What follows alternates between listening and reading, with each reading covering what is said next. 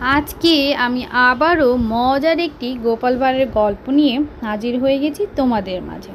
আমার আজকের গল্পটি হচ্ছে গোপালের সাক্ষী হাম্বা। একবার গোপাল ভাঁড় তার প্রতিবেশীর কাছ থেকে প্রতিবেশীর পালা গরুটি কিনে রাখলো। প্রতিবেশী ধার দেনায় ভীষণ আটকে গিয়েছিল, আর সেই জন্য সে গোপাল ভাঁড়ের কাছে এসে অনুরোধ করলো তার পালের গরুটি কিনে রাখার জন্য। গোপাল ভাঁড়ও প্রতিবেশীকে সাহায্য করার জন্যই গোপাল ভাঁড় তার পালের গরুগুলো কিনে রাখলো। আর কিনে রাখার পর গোপাল ভাঁড় গরুগুলোকে ভীষণ যত্ন করত, ভালো ভালো খাবার খাওয়াতো, খড় ঘাস খুব যত্ন করে সে গরুগুলোকে পালতে লাগলো। একসময় গরুগুলো দুধ দিতে শুরু করলো, আর সেই দুধ ছিল ভীষণ সুস্বাদু। আর এছাড়াও গোপাল ভাঁড় দুধে কখনো পানি মেশাতো না, আর সেই জন্য তার আশেপাশের পাড়া প্রতিবেশীরা গোপাল ভাঁড়ের কাছ থেকে সেই দুধ নিত। দুধ কিনে নিয়ে গোপালের খুব সুনাম হয়ে গেল। গ্রাম জুড়ে সকলেই গোপালের কাছ থেকে দুধ কিনে নিয়ে যেত, কারণ তার দুধ ভীষণ সুস্বাদু ছিল আর পানি মেশাতো না। এভাবে করতে করতে গোপাল ভাঁড়ের খুব ভালো আর্থিক আয় হচ্ছিল, আর তাতে তার ভালোই দিন কাটছিল। কিন্তু তা তো রাজ্যের মন্ত্রীমশাইয়ের সহ্য হয় না। এর মধ্যেই রাজ্যের রাজা কৃষ্ণচন্দ্র রায়ের স্ত্রী অর্থাৎ রানীমার জন্মদিন শুরু হবে, আর সেজন্য রাজ্যে মহাভোজের আয়োজন করা হয়েছে। তাই রাজা গোপাল ভাঁড়কে আদেশ করা হলো সেই দিন রানীমার জন্মদিনের দিন পায়েস রান্না করা হবে, আর সেই পায়েস রান্না করবে এক বড় রাঁধুনি। তাই গোপাল ভাঁড়কে বলা হলো সে যেন তার গরুর দুধ দিয়ে আসে রাজসভায় পায়েস রান্না করার জন্য। গোপাল ভাঁড় বলল, বেশ, তাতে তো কোনো সমস্যা নেই, দিয়েই যাব আমি। তা শুনে মন্ত্রীমশাইয়ের গা পিত্তি যেন জ্বলে যাচ্ছিল।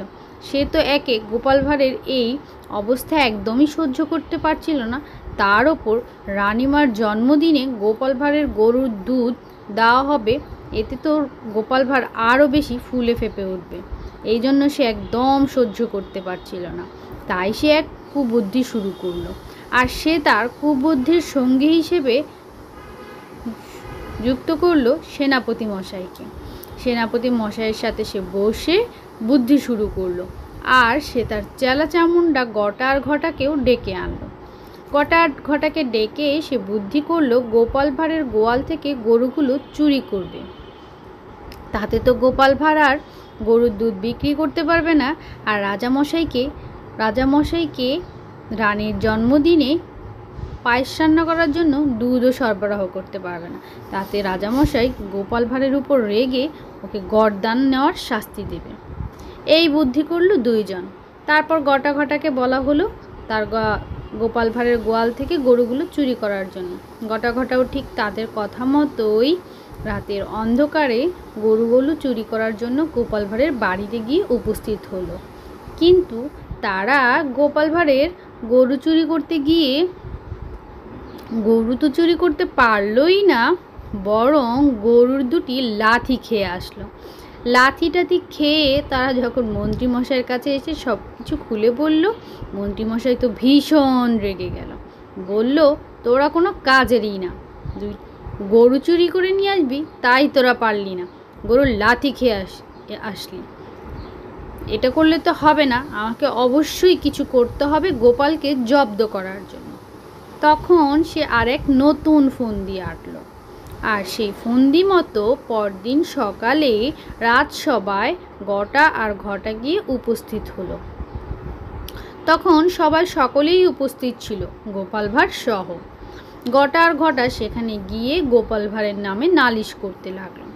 নালিশটি ছিল এই রকম: গোপাল ভাঁড় গরু কেনার জন্য গটা আর ঘটার থেকে অর্থ ধার নিয়েছিল, কিন্তু অর্থ ধার নিয়ে গরু কিনে গোপাল ভাঁড় আজ ভালো আয় রোজগার করছে, কিন্তু গটা আর ঘটার ধার পরিশোধ করছে না।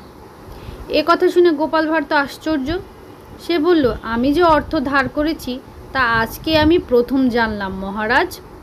গটা আর ঘটা বলল, বেশ তো গোপাল ভাঁড়, খুব ভালো নাটক করছো, সে যে টাকা ধার নিলে আর তো দিলেই না, এখন আবার নাটক করে মহারাজের সামনে ভালো সাজার চেষ্টা করছো?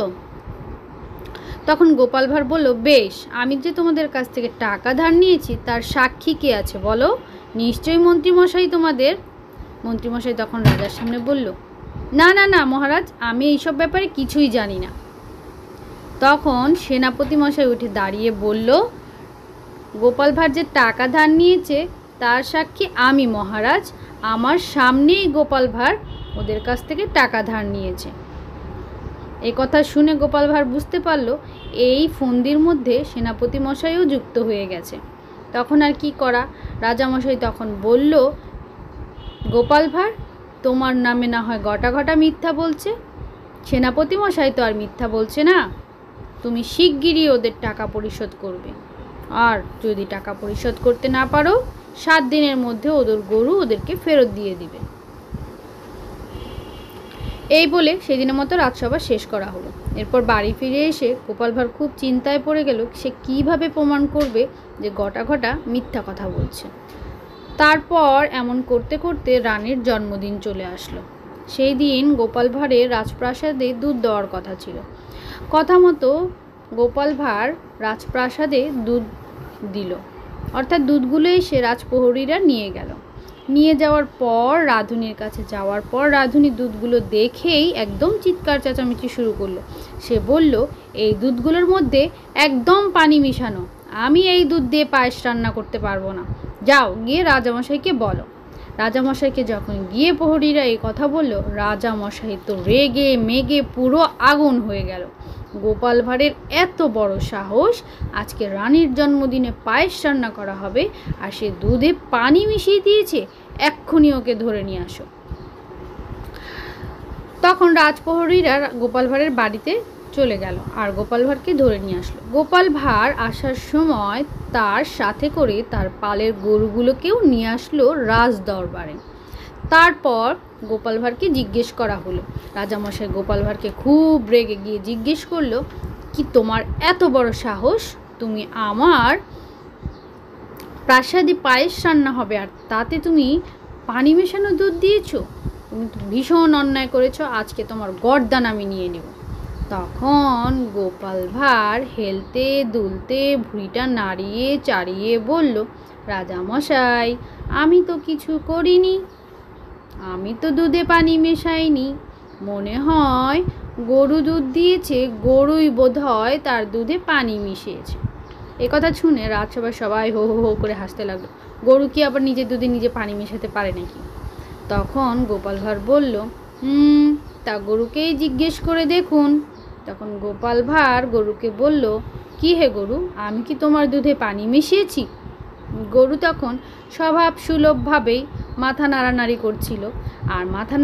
করছিল আর মুখে হাম্বা হাম্বা করছিল। তা দেখে মনে হচ্ছিল গোপাল ভাঁড়ের কথায় গরু বুঝি না না করছে। তা দেখে সবাই হাসা শুরু করলো। আর তখন রাজামশাই বলল, তুমি কি আমার সাথে ইয়ার্কি করছো নাকি? গরু কি কখনো কথা বলতে পারে? তখন গোপাল ভাঁড় বলল, আমি যদি মোহর নিতে পারি আর মোহরে যদি নামও না লেখা থাকে তাহলে গরু কেন কথা বলতে পারবে না? আর রাজামশাই, আপনার কথা মতো আজকেই কিন্তু আমার সময় শেষ। আপনি আমাকে যে সময় দিয়েছিলেন গোটা ঘটার ধার পরিশোধ করার জন্য, আজকেই সেই দিন। আমি যেহেতু গোটার ঘটার ধার পরিশোধ করতে পারিনি, সেই হিসেবে এই গরুর মালিক গোটা আর ঘটা। আর গরুর মালিক যখন গোটা আর ঘটা, তাহলে গরুর দুধে পানি কিভাবে মিশেছে সেই উত্তর কিন্তু গোটা আর ঘটারই দেওয়ার কথা, আমার কিন্তু না। তখন রাজামশাই বলল, ঠিক ঠিক, তা তো কথা ঠিক আছে, ডাকো গোটা আর ঘটাকে। তখন ডাকা হলো গোটা আর ঘটাকে। গোটা আর ঘটা সব কিছু দেখে পরিস্থিতি বেগতিক ভেবেই বুঝতে পারলো এখানে কিছু করা যাবে না। তখন তারা রাজদরবারে সকলের সামনে রাজার সামনে দাঁড়িয়ে সত্য কথা প্রকাশ করতে লাগলো। তারা কাঁদো কাঁদো গলায় বলল, মহারাজ, সব কিছুই হচ্ছে মন্ত্রীমশাইয়ের বুদ্ধি, আসলে আমাদের কোনো দোষ নেই। মন্ত্রীমশাই আর সেনাপতি মশাই মিলেই আমাদেরকে এই কাজ করতে